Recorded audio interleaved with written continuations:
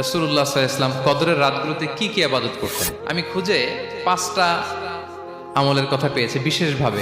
রাসূল সাল্লাল্লাহু আলাইহি ওয়াসাল্লাম বলেছেন, মান হুরিমা খায়রাহা ফাকাদ হুরিম, যে কদরের বরকত থেকে, খায়ের থেকে বঞ্চিত হলো, সে আসলেই বঞ্চিত। হি ইজ দ্য লুজার, সে হতভাগা, সে পোড়া কপাল, সে বঞ্চিত।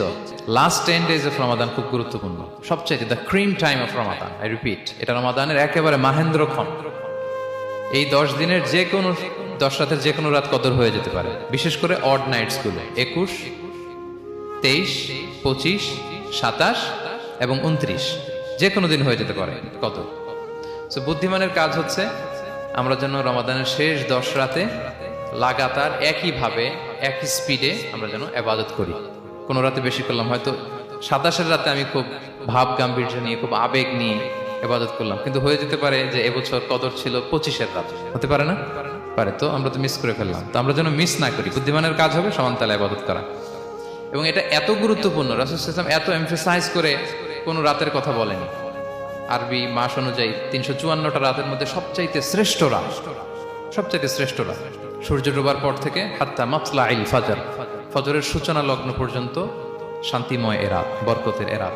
রাসূল সাল্লাল্লাহু আলাইহি ওয়াসাল্লাম বলেছেন, মান হুরিমা খায়রাহা ফাকাদ হুরিম, যে কদরের বরকত থেকে, খায়ের থেকে বঞ্চিত হলো, সে আসলেই বঞ্চিত। হি ইজ দ্য লুজার, সে হতভাগা, সে পোড়া কপাল, সে বঞ্চিত। মান হুরিমা খায়রাহা ফাকাদ হুরিম, যে কদর পেল না সে হতভাগা। এখন আমরা কি হতভাগা হতে চাই? আমরা তো শুরুতে অনেক হোপফুল ছিলাম, এত এত ব্লেসিংস, এত এত বরকত, রহমতের ফলগু ধারায় আমরা প্লাবিত হচ্ছি রমাদানে। তো আমরা তো হতভাগা হতে চাই না। তো আমরা যেন এই শেষ 10 দিন এক তালে আন্তরিকতার সাথে ঈমান ও ইহতিসাবা আমরা যেন ইবাদত করি। সম্মানিত ভাই এবং বোনেরা, তাহলে আমরা সৌভাগ্যশীলদের অন্তর্ভুক্ত হতে চাই, হতভাগা হতে চাই না। আমরা এবার একটু শুনবো যে রাসূলুল্লাহ সাল্লাল্লাহু আলাইহি ওয়াসাল্লাম কদরের রাতগুলোতে কি কি ইবাদত করতেন। আমি খুঁজে 5টা আমলের কথা পেয়েছি বিশেষভাবে। কমন যে আমলগুলো সেগুলো তো ছিলই, বিশেষভাবে 5টা কাজ রাসূল সাল্লাল্লাহু আলাইহি ওয়াসাল্লাম এই কদরের রাতে করতেন। 1 নম্বর কাজ হচ্ছে তিনি সারা রাত জেগে ইবাদত করতেন এবং পরিবারের লোকদেরকে ঘুমোতে দিতেন না, উঠিয়ে দিতেন। বছরের অন্য কোনো সময়ে সারা রাত জেগে ইবাদত করার কোনো নজির রাসূল সাল্লাল্লাহু আলাইহি ওয়াসাল্লামের জীবনে ছিল না। সব রাতে ঘুমাতেন। আমি জহুর বারুতে একটা কনভেনশনে the daily routine of prophet সাল্লাল্লাহু আলাইহি ওয়াসাল্লাম একটা আলোচনা করেছিলাম, যেখানে রাসূল সাল্লাল্লাহু আলাইহি ওয়াসাল্লামের দৈনন্দিন জীবনের রুটিন আলোচনা করেছিলাম। সেখানে আমরা বলেছি যে রাসূল সাল্লাল্লাহু আলাইহি ওয়াসাল্লামের দৈনন্দিন অভ্যেস ছিল তিনি এশার পরেই তাড়াতাড়ি ঘুমিয়ে পড়তেন আর মিড নাইটে উঠতেন। রাসূল সাল্লাল্লাহু আলাইহি ওয়াসাল্লামের কর্মদিবস শুরু হতো মিড নাইটে। আমাদের তো সকালে, কারো আরো অনেক পরে শুরু হয়। রাসূল সাল্লাল্লাহু আলাইহি ওয়াসাল্লামের কর্মদিবস শুরু হতো বেসিক্যালি মিড নাইটে। এশার পরে কথাবার্তা না বলে আগে ঘুমোতে যেতেন, মিড নাইটে উঠতেন, কিন্তু ঘুমাতেন। ঘুম ছাড়া রাত কাটাতেন না। সারা বছরের এটা ছিল যে এশার পর পরে ঘুমোতে যেতেন, except the last 10 days of Ramadan. রমাদানের শেষ 10 রাতে রাসূল সাল্লাল্লাহু আলাইহি ওয়াসাল্লাম ঘুমাতেন না। এই 10 দিনের ব্যাপারেই পাওয়া যায় সারা রাত জেগে তিনি ইবাদত করতেন। আম্মা জান আয়েশা রাদিয়াল্লাহু তাআলা আনহা বলেন, ইযা দাখালাল আশরু আহিয়াল লাইলা ওয়া আইখাযা আহলা ওয়া জাদ্দা ওয়া শাদ্দাল মিজার। রমাদানের শেষ দশক যখন আসতো, রাসূল সাল্লাল্লাহু আলাইহি ওয়াসাল্লাম সারা রাত জেগে ইবাদত করতেন। পরিবারের সদস্যদেরকে জাগিয়ে তুলতেন, স্ত্রীদের ঘুমাতে দিতেন না, জাগিয়ে তুলতেন। ফাতেমা রাদিয়াল্লাহু তাআলা আনহার ঘর পাশেই ছিল, তাদেরকে যে জাগাতেন এবং নিজে সারা রাত ইবাদত করতেনই।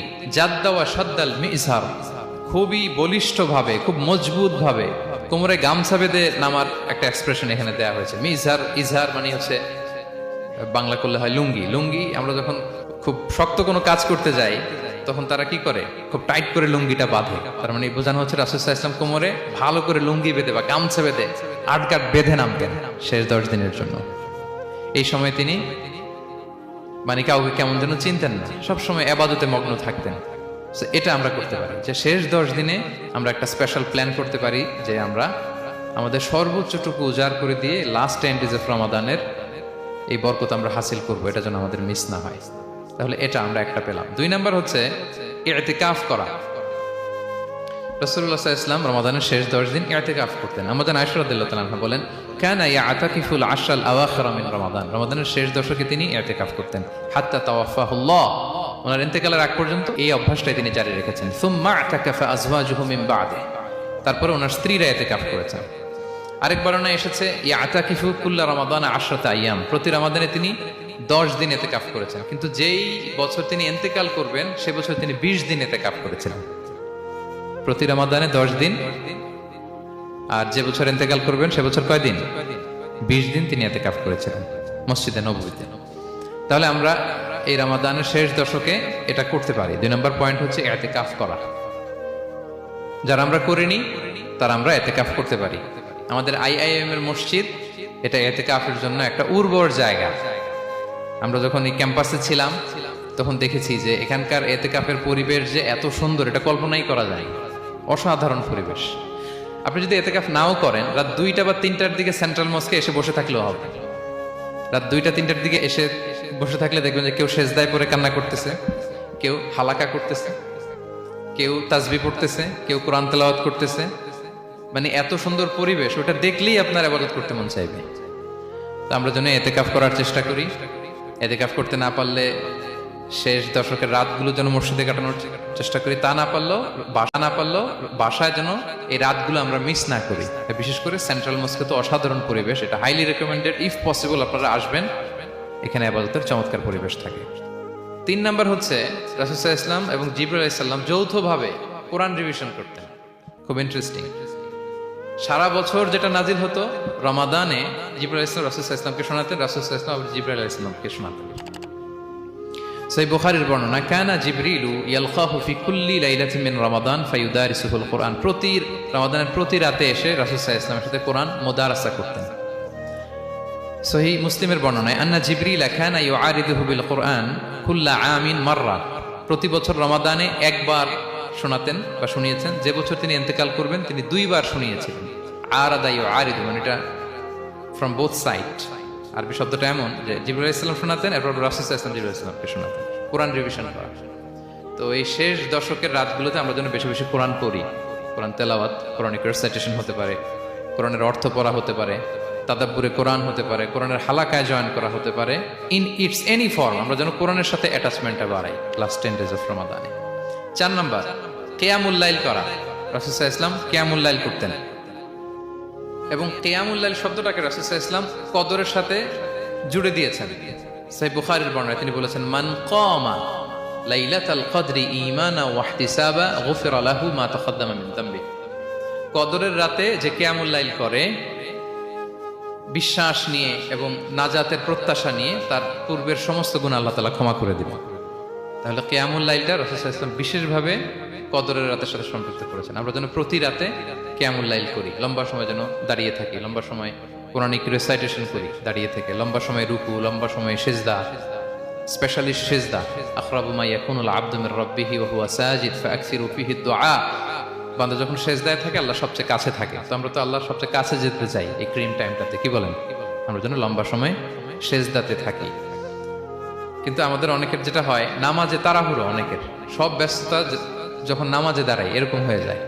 রাসূল সাল্লাল্লাহু আলাইহি ওয়াসাল্লামের সালাত যদি আমরা খেয়াল করি, বিশেষ করে কিয়ামুল লাইলে এত যে সুন্দর ছিল।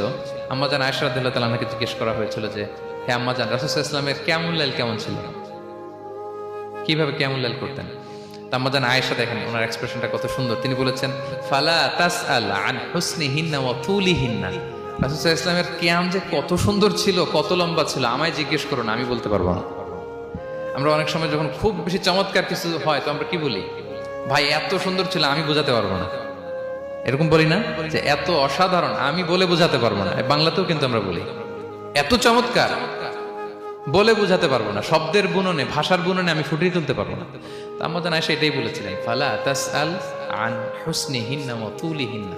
রাসূল সাল্লাল্লাহু আলাইহি ওয়াসাল্লামের রাতের নামাজ কিয়ামুল লাইল যে কত সুন্দর ছিল, কত দীর্ঘ ছিল, লম্বা ছিল, আমায় জিজ্ঞেস করো না, আমি বলে বোঝাতে পারবো না।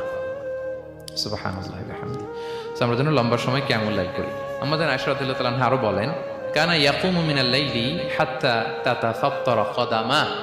এত দীর্ঘ সময় দাঁড়িয়ে থাকতেন, থাকতে থাকতে ওনার পা ফুলে যেত, পা দুটো ফুলে যেত। আপনিও দীর্ঘ সময় দাঁড়িয়ে দেখেন যে পায়ে ঝিম ধরে যাবে, পা ফুলে যাবে, এটা করতেন রাসূল সাল্লাল্লাহু আলাইহি ওয়াসাল্লাম। তো আম্মাজান আয়েশা বলেন, ইয়া রাসূলুল্লাহ লিমা তাসনাউ হাযা ওয়া ক্বাদ গুফিরা লাকা মা তাকাদ্দামা মিন যামবিকা ওয়া মা তাআখার। আপনি এত কষ্ট কেন সহ্য করেন নিজের দেহের উপরে? আপনার তো আগের পরের সব গুনাহই মাফ। আদতে তো রাসূল সাল্লাল্লাহু আলাইহি ওয়াসাল্লামের গুনাহই নেই, তিনি নিষ্পাপ। এত কষ্ট কেন করেন? আপনার আগের পরে সবই তো মাফ করে দেয়া হয়েছে, কেন করেন? রাসূল সাল্লাল্লাহু আলাইহি ওয়াসাল্লাম উত্তর করেছেন, আফালা উহিব্বু আন আকুনা আবদান শাকুরা। আয়েশা, আমি কি শুকরগুজার বান্দা হতে পছন্দ করব না? আল্লাহ তাআলা আমাকে তার রহম এবং করমে সব মাফ করে দিয়েছেন, কিন্তু আমি কি শুকরগুজার হব না? আমি কি আমার রোলটা প্লে করব না? আমি কি নিজেকে সঁপে দেব না আল্লাহ তাআলার কাছে জায়নামাজে? তো এটা ছিল সংক্ষেপে রাসূল সাল্লাল্লাহু আলাইহি ওয়াসাল্লামের কিয়ামুল লাইলের ধরন। এইভাবে তিনি দীর্ঘ সময় কিয়ামুল লাইল করতেন। আমরা যেন এটা করি। সেন্ট্রাল মস্কে কিয়ামুল লাইল এবছর নিশ্চয়ই হচ্ছে, আমরা যেন অংশগ্রহণ করি। 5 নম্বরে রাসূল সাল্লাল্লাহু আলাইহি ওয়াসাল্লাম দোয়া করতেন। এই কদরের রাতগুলোতে খুব বেশি বেশি দোয়া করতেন। দোয়া নিয়ে আমরা একটা জুমার খুতবা দিয়েছিলাম, সেখানে আমরা বলেছিলাম যে দোয়া হতে হবে খুব আন্তরিক দোয়া, রোবোটিক দোয়া যেন না হয়। আপনার আবেগ, ভালোবাসা, মনের মাধুরী মিশিয়ে, চোখের পানি মিশিয়ে, অশ্রু সিক্ত করে এই দোয়াটা করতে হবে, তাহলে সে দোয়া আল্লাহর কাছে কবুল হবে। আমরা যেন আমাদের ভাব, আবেগ সব ঢেলে দিতে পারি আমাদের দোয়াতে, আমাদের সেজদায়, আমাদের কিয়ামুল লাইলে। এবং যে কোনো ভাষায় কোরআনিক দোয়াগুলো রেকমেন্ডেড, হাদিসের মাসুরগুলো রেকমেন্ডেড। তাছাড়া আপনার নিজের ভাষায় আপনার কি চাওয়া, আপনার কি আকাঙ্ক্ষা, আপনার মনের কষ্ট, যাতনা সবকিছু আপনি আল্লাহ তাআলার কাছে পেশ করুন। এবং আম্মা জান আয়েশা জিজ্ঞেস করেছিলেন, ইয়া রাসূলুল্লাহ, আমি যদি কদর পেয়ে যাই আমি কি বলবো এই রাতে? মা আদউ, কি দোয়া করব? রাসূল সাল্লাল্লাহু আলাইহি ওয়াসাল্লাম বললেন, তাকুলিন, আয়েশা তুমি বলবে, আল্লাহুম্মা ইন্নাকা আফুউন তুহিব্বুল আফওয়া ফাআফু আন্নি।